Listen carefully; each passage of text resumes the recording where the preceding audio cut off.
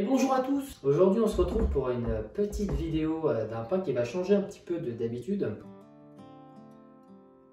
On va partir sur du seigle aujourd'hui, pas à 100% mais à 80% sur ce pain. Vous allez voir, c'est super simple à travailler quand on sait travailler le seigle. Donc ça sera une recette en 3 étapes. Donc on va partir sur un premier mélange de farine avec notre levain, notre eau, sans plus. Et après, on aura une deuxième étape où ici, on aura une même quantité de farine avec notre sel, encore de l'eau.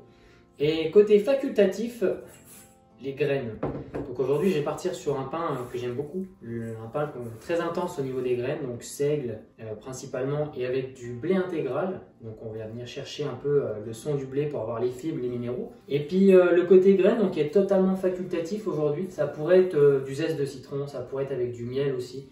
Ça pourrait être tout un tas d'autres choses. Mais le côté des graines aujourd'hui m'intéresse énormément.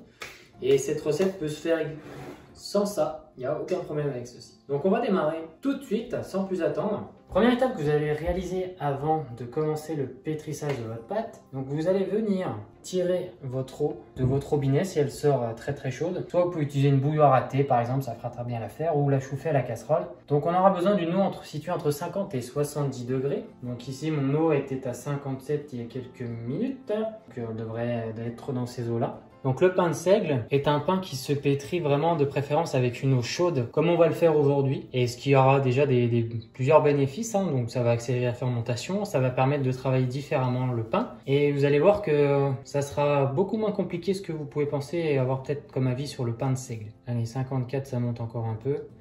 Donc c'est pas trop mal. Donc entre 50 et 70 degrés, 60 et 70 c'est préférable. Donc on aura besoin pour la première étape donc de votre eau, de votre farine. Donc ici je suis parti sur de la farine de sel comme ici et un petit peu de farine intégrale, donc blé complet, parce que je cherche à avoir des fibres, des minéraux et des avantages que la farine complète apporte que la farine de seigle n'a pas. Donc un petit rappel, donc la farine de seigle est une farine qui contient bien sûr du gluten, mais par contre qui est une farine très intéressante au niveau des antioxydants et qui va vous permettre, on va dire, de faire une action un peu prébiotique donc pour votre flore intestinale. Donc c'est très intéressant.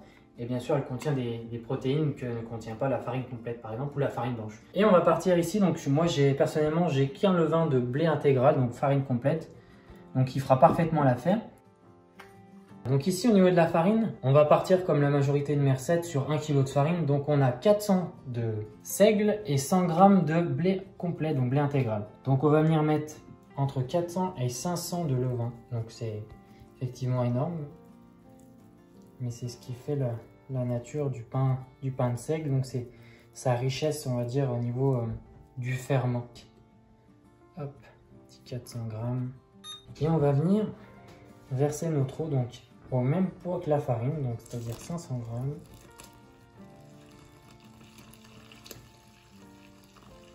Et là, on vient faire notre premier pétrissage. Donc, on part pour un bon petit 3 minutes, donc juste histoire de phraser notre mélange.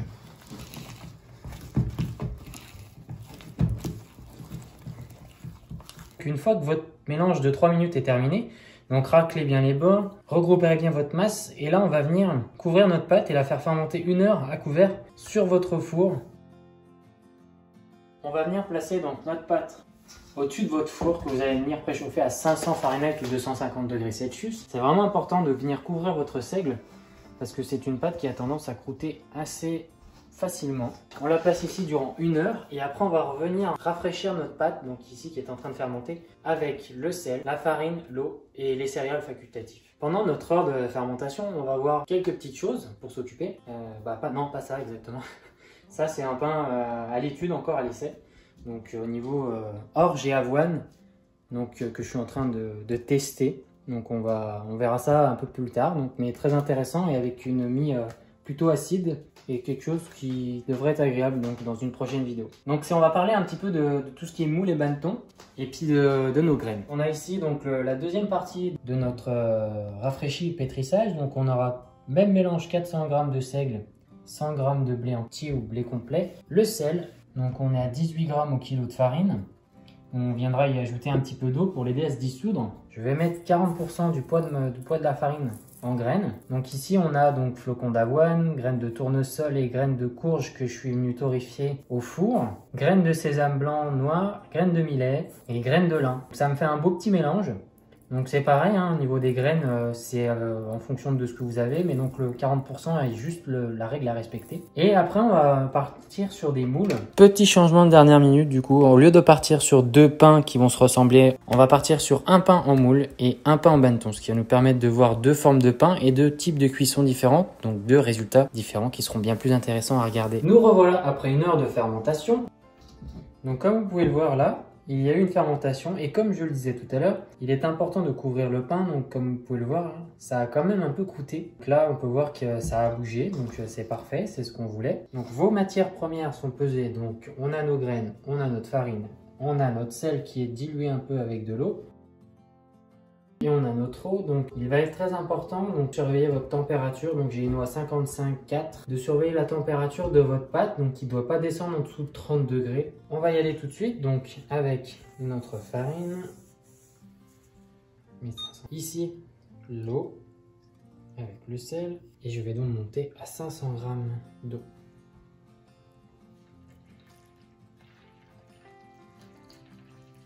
Et bien entendu, les graines. Donc facultatif, hein, comme je le rappelle, ça peut se faire totalement sans les graines.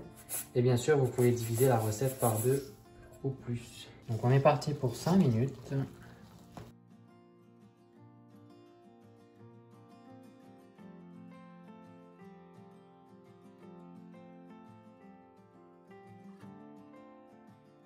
Et on va contrôler la température, donc comme je le rappelle, c'est important de ne pas descendre en dessous des 30 degrés durant la fermentation qui va suivre. Donc on va partir pour 45 minutes, donc là je suis à 35 et ça monte encore légèrement. Donc on va couvrir notre pâte cette fois avec un film plastique donc sur le dessus. 45 minutes donc au-dessus du four comme tout à l'heure, ce qui va nous permettre de garder la chaleur de notre pâte. Et après on va la passer en moule et en banneton, 15 minutes maximum, et après on passera à la cuisson. Après 45 minutes d'une nouvelle fermentation, donc on va regarder ça tout de suite. Donc on va enlever notre film, on regarde la température. On est actuellement à 40, donc la température n'a pas baissé du tout, même elle a légèrement augmenté. Donc on a atteint notre objectif qui était de ne pas descendre en dessous des 30 degrés. Donc on va venir fariner celui-ci. Donc de préférence avec un tamis, hein, mais à la main ça le fait très bien l'affaire. De façon un petit peu généreuse quand même pour celui-là. Et si votre moule n'est pas anti-adhésif, ou pour un simple plaisir, vous pouvez donc juste chemiser un peu votre moule d'une huile. On va passer à la mise en banneton. L'opération va demander une certaine finesse et une certaine délicatesse car il ne va pas falloir matraquer votre pâte comme lors d'un façonnage. C'est pour ça que je vais utiliser une corne. Comme vous pouvez le voir, il y a déjà une fermentation qui se fait. On vient glisser la pâte le plus délicatement possible.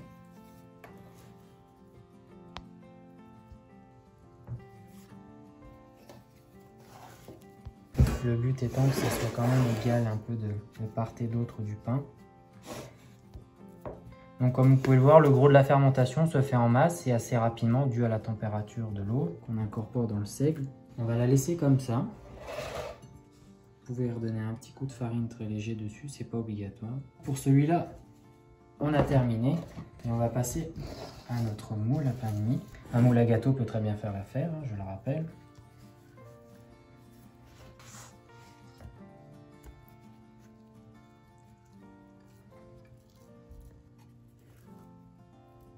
Donc vous pouvez quand même venir un petit peu égaliser sans trop la marteler. Et sur le moule, par contre, il est vraiment primordial de venir tamiser un peu de farine qui va faire en fait la strie comme sur la baguette. Donc la belle grille en fait va se créer avec cette farine durant la pousse. Donc là, le pain va partir pour 10-15 minutes au-dessus du four. C'est la dernière fermentation et il ne faut vraiment pas que ça dure plus longtemps que ceci. Allez, c'est parti. Après nos 10 dernières minutes de fermentation, donc juste pour laisser le temps à la pâte de bien coller, on va dire, les parties qu'on a assemblées et de continuer à démarrer légèrement. Donc là, ça va être très simple comparé à un pain habituel. On va juste enfourner. Donc dans mon moule facultatif, j'ai placé un petit ramequin qui crée de l'humidité. Donc je vais le placer juste les 30 premières minutes et après je vais le retirer. Mon bâtard ici comme ça et je vais venir placer mon moule. Donc ma plaque va me servir à créer de la vapeur On part pour 30 minutes, donc four à 250 degrés ou 500 Fahrenheit. Alors, nous revoilà après 30 premières minutes. Nous allons juste démouler ce pain-là et le replacer au four directement. On enlève ceci. On est reparti là en chaleur tombante pour atteindre un bon 96 degrés à cœur. Sur celui-là, ça va être rapide. On est parti pour un bon 20 minutes. Four éteint. Hier, étant donné que j'ai fini mon pain assez tard dans la soirée, j'ai terminé ma cuisson donc chaleur tombante avec le four éteint durant toute la nuit. Mais bon, étant donné qu'un four ménager perd de la chaleur assez rapidement, la température a dû descendre très vite. Donc on va regarder le résultat de ces petits pains de seigle céréales. On peut le voir que ça a développé plus sur celui-là que celui-là. Je préfère plutôt les formes, on va dire, rondes sur les pains de seigle, mais étant donné que j'ai pas de bannetons, on l'a fait comme celui-là. On va regarder tout ça à l'intérieur des deux pains. Petit rappel, donc, pour un pain de seigle qui n'aurait rien à l'intérieur, pas de céréales, pas de son de blé, de tout ce que vous pourriez mettre. Donc je pense que la pousse sera plus facile et que le pain du coup développera beaucoup mieux.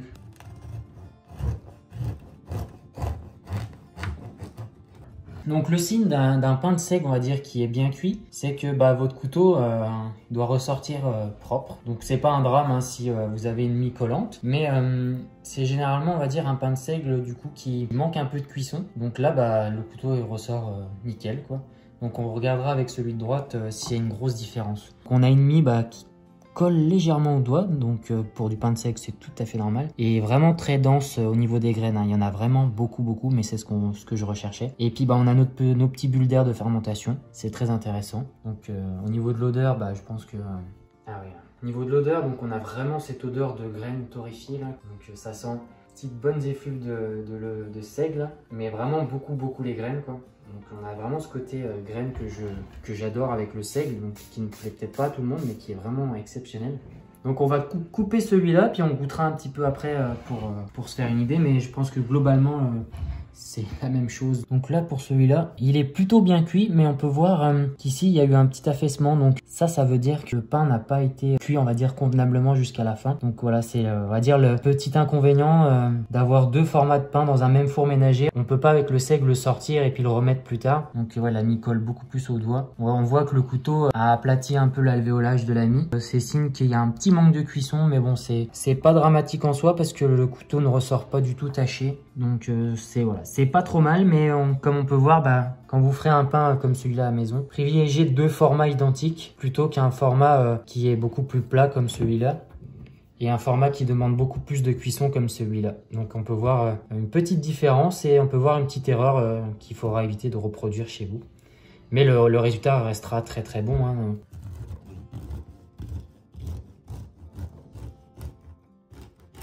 C'est vraiment très dense en graines. C'est vraiment très intéressant. Le pain de seigle est vraiment un pain qui a vraiment son propre caractère en bouche. Il a un bon goût. Comme je le pensais, il colle un peu plus aux dents et au palais du fait qu'il y a un petit manque de cuisson. Mais c'est vraiment intéressant, ce côté vraiment riche en graines, puis le côté du seigle qui va à quelque chose de très brut et vraiment très parfumé. Et juste pour faire un comparatif, je vais goûter ce morceau-là. On sent vraiment que ce pain-là a cuit le temps qu'il lui fallait. La mie, elle colle pas du tout en bouche, ni aux dents ni au palais. Le goût reste sensiblement le même. La mie a son petit côté humide et riche en graines qui est vraiment agréable. Et la croûte vient vraiment croustiller et avoir un parfum en bouche qui est très sympathique. Donc voilà, c'était tout pour moi. Donc si vous avez des questions et des commentaires, n'hésitez pas à en faire part en dessous de la vidéo. Mais on se retrouve très bientôt pour d'autres recettes de pain. Et en attendant, comme d'habitude, éclatez-vous, ayez du fun et puis surtout apprenez de vos erreurs et puis de vos expériences. Donc voilà, à très bientôt. Merci, ciao ciao.